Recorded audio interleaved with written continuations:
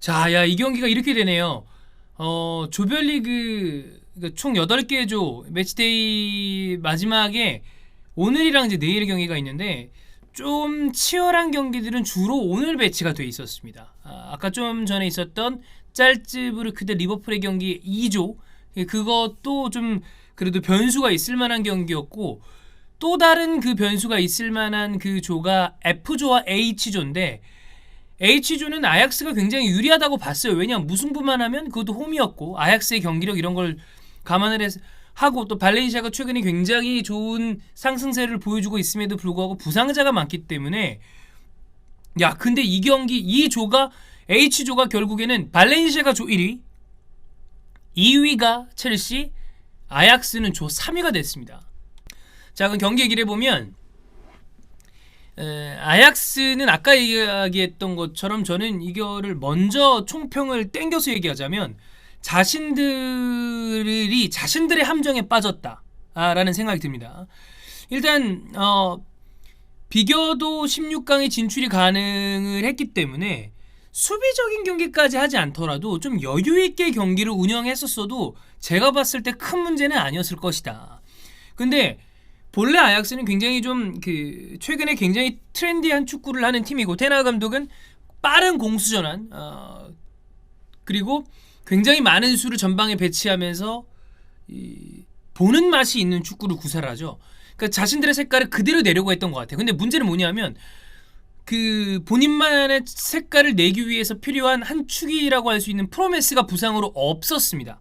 근데 그 자리에 노알랑이라는 굉장히 좀 어린 선수가 나왔죠. 근데 리그에서는 한 의원님이 얘기했던 것처럼 해트트릭을 하면서 데뷔를 했던 선수인데 이 선수가 이 경기에서는 보여준 게 없었습니다. 그리고 리산드로 마르티네즈랑 에드손 알바레즈가 이 경기에서는 과하게 좀 전진을 하고 그 다음에 어떤 뭐라고 그럴까요? 중원에서의 압박 그리고 수비 라인 간의 간격 같은 거를 잘 지키지 못하면서 바꿔 얘기하면 수비적인 룰을 제대로 수행하지 못한 거죠. 그러니까 발렌시아가 공격적으로 올라왔을 때 수비적으로 아약스가 눈에 봐도 굉장히 헐거운 모습이 많았었어요.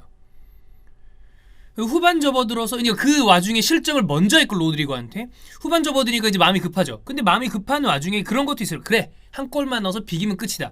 그렇기 때문에 알바레즈를 빼고 데스트를 투입을 하면서 마즈라위를 미드필드로 올린 다음에 데스트를 오른쪽 풀백에 배치를 했습니다. 근데 그럼에도 불구하고 아약스가 사실 기회가 없었냐? 그건 아니었어요. 기회가 있었습니다. 근데 이 하킴 지에흐가 굉장히 좋은 선수임에도 불구하고 이 경기에서 기회가 있을 때 아주 결정적인 기회를 놓친 것도 있었고 이 반다비크가 줬던 걸 놓친 것도 있었고 훈텔라르까지 투입을 했음에도 불구하고 효과는 보지 못했고요. 저는 이 하킴 지에흐가 개인적으로 봐도 잘해요. 잘하는 것 같아. 근데 이제 제가 가끔 아프리카랑 다른 데서 이 중계할 때 얘기를 했었던 것 같은데 지난 시즌에 엄청난 활약을 했었고 지난 시즌 그 바이아웃이 좀 비교적 굉장히 저렴했죠. 근데 이제 재계약을 했고 그 전체적으로 빅 리그의 빅 클럽들과 이 링크나 오퍼가 그리 많지 않았던 걸로 봤을 때 이 빅 클럽들이 봤을 때 뭔가 지혜한테 아쉬운 부분이 있는 거 아닌가라는 생각을 저 혼자 했었는데 뭐 그게 피지컬 부분인지는 모르겠고 뭐 그들이 보는 눈이 있을 테고 그들이 스카우팅하는 어떤 그 기준이 있을 테지만 어쨌든 이 경기에서 중요한 순간에 득점을 하지 못한 부분은 지혜한테는 너무 좀 아쉬운 부분이었다. 그리고 이것뿐만이 아니니까 좀 너무 강공을 하고 수비적으로 헐거웠던 게 문제가 첫 번째 문제라고 했다면 두 번째 문제는 이 선수들이 흥분을 하면서 자신들의 시간을 자신들이 낭비를 했습니다. 이거 누워서 침뱉기 된 거거든요. 선수들이 흥분을 금치를 못하고 막 이 신경전을 하는데 이런 장면들은 자신들이 이기고 있을 때나 그런 유리한 상황에서는 모르겠는데 이거 발렌시아가 경기를 굉장히 응집력 있게 잘하고 있던 와중에 신경전하고 시간 낭비하고 이거는 결국에 아까도 얘기했지만 본인들의 시간을 본인들이 깎아먹은 거예요.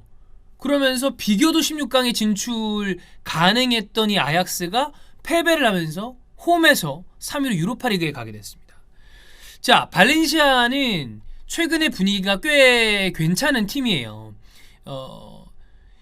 이 첼시전의 챔피언스 리그에서 무승부가 괜찮았고요. 그 전에 베티스에게 지긴 했습니다만 그 첼시전에서 무승부를 한 다음에 비아레알에게 승리한 거 좋았고요. 그 다음에 레반테, 그러니까 사실 비아레알 레반테 이 연전은 다 더비 경기였는데 그 경기 때 나름의 좋은 모습을 보여줬습니다. 그 부상자가 정말 많음에도 불구하고 이 좋은 모습을 보여줬던 것이 쭉 이 경기의 동기부여가 된 것 같고, 선수들의 응집력이 굉장히 좋았다. 공격에는 로드리고, 그리고 수비에는 디아카비, 가라의 대신 나왔는데 디아카비는 거의 벽 같은 느낌이었고요. 그 다음에 실러슨 골키퍼가 지난 레반테 경기에서 부상으로 중간에 빠졌어요. 그래서 실러슨은 그 경기에서도 부상으로 빠지기 전에도 좀 컨디션이 안 좋은 모습이었는데, 이 도메네크 골키퍼가 세컨 골키퍼라는 건 어마어마합니다. 도메네크는 정말 좋은 골키퍼인데 오늘 경기를 통해서 아마 이 경기 보신 분들은 야, 저 뭐야 저 사람, 쟤 뭐야? 처음 보시는 분들은 뭐 저런, 근데 제가 세컨이라고? 이런 이야기를 할 정도로 발렌시아는 기본적으로 마르셀리노 감독이 이 플랫 442를 통해서 수비적으로 어느 정도의 탄탄함을 갖춰놓은 팀인데, 살라데스 감독이 오면서 조금의 자유도를 줬고 공격적으로 나갔을 때는 4-3-3의 형태를 띱니다. 로드리고가 측면으로 왼쪽 측면, 그 다음에 페란 토레스가 오른쪽 측면, 전방에 가메이로, 그 다음에 코클랭, 파레호, 솔레르가 약간 중앙 쪽으로 이동을 하면서 4-3-3 형태의 공격을 하는데, 수비적으로 왔을 때는 다시 플랫 442 두 줄로 마르셀리노가 잘 갖춰놨었던 그 수비를 보여주죠. 그러다 보니까 아까 얘기했지만 도메네크의 엄청난 선방, 그러면서 응집력 있게 집중력 있게 아약스의 공격을 90분 내내 잘 막아냈고, 그 다음에 공격으로 나갔을 때는 순간적으로 이 로드리고의 번뜩이는 모습, 그 다음에 가메이로가 지난 레반테와의 경기에서 멀티골을 기록했는데 그때도 굉장히 좋았고요.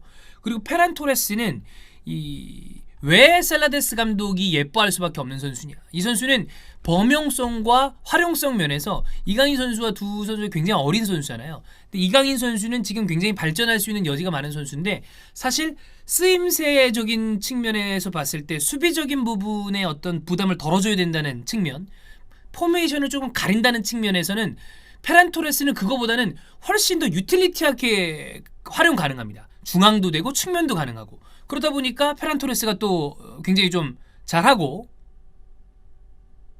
그러니까 제가 가라이라고 그랬나요? 가라이를 대체한 디아카비가 굉장히 벽 같은 모습이었다. 그래서 발렌시아는 오늘 경기, 최근의 경기를 보면 이기고자 하는 그 집중력이 굉장히 많은 선수들의 부상을 이겨내는 느낌, 그리고 그 중간중간에 보여주는 눈에 띄는 활약을 보여주는 선수들 덕분에 진짜 좋다. 예. 그 모습, 결국에는 발렌시아가 7년 만에 챔피언스리그 진출할 만한 경기를 했다. 이런 모습을 보여줬고, 아약스는 아쉽죠. 이전까지 경기를 잘했음에도 불구하고 홈에서 펼쳐진 마지막 경기 유리한 고지를 이미 점하고 있었음에도 불구하고 너무 좋지 않은 모습 보여줬고요. 자, 그리고 이 조와 하나 또 다른 조가 재밌었던 조가 있었잖아요. F조. 인테르는 이기면 나가는, 그리고 바르셀로나가 대거 로테이션을 가동한. 야, 근데 도르트문트도 프라하를 상대로 좀 버벅거리는 경기 끝에 어쨌든 승리를 했거든요. 인테르가 이기면 됐었는데 1대1로 졌습니다. 예. 자, 그리고 이 경기에서 뭐 굉장히 어린 선수들을 대거 투입을 했다가 이 교체 카드를 보면 수아레즈랑 프랭키 데용을 넣었거든요. 박찬호를 열받게 하겠다, 이런 느낌으로. 자, 그러면서 인테르도 16강에 진출하지 못하면서 EFGH 요 4개 조의 16강 진출팀이 가려졌습니다. 2조는 나폴리와 리버풀, F조는 바르셀로나와 도르트문트, G조는 라이프치히와 리옹, 벤피카가 제니트를 잡았음에도 불구하고 떨어졌고요. 그 다음에 H조는 발렌시아와 첼시. 이렇게. 그럼 이제 유로파도 박터지게 되고 2위 팀들 중에서 굉장히 어려운 상대들이 생기고 있습니다. 자, 이렇게 오늘 경기를 봤고요. 내일 경기는 좀 볼만한 경기가, 아틀레티코 마드리드가 사실 떨어질 것 같지는 않습니다만 뭐 고조나, 지금 바이언 대 토트넘 경기가 있는데 사실 저는 완전히 버릴 거라고 생각을 했어요, 두 팀 다. 근데 손흥민을 데려갔습니다. 참 뭐 이거는 감독의 선택이기 때문에 막 이거를 막 무리뉴 돌았냐 이렇게 저희는 이야기하고 싶지 않습니다만, 참 무리뉴가 손흥민을 어느 정도로 생각을 해서 이렇게 또 데려가는지는 조금 의아한 부분은 좀 있다.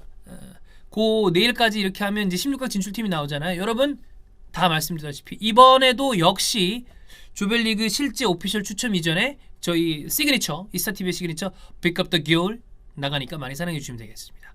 자, 새벽까지 축구 보시느라 고생했고요. 저희 내일 또 그리고 오늘 뭐 영상이 또 아마 올라갈 거예요. 예. 이스타TV 유튜브 영상 많이 사랑해 주세요. 여러분, 주원이 형 생일이에요. 12월 11일 주원이 형 생일입니다. 많이 축하해 주세요.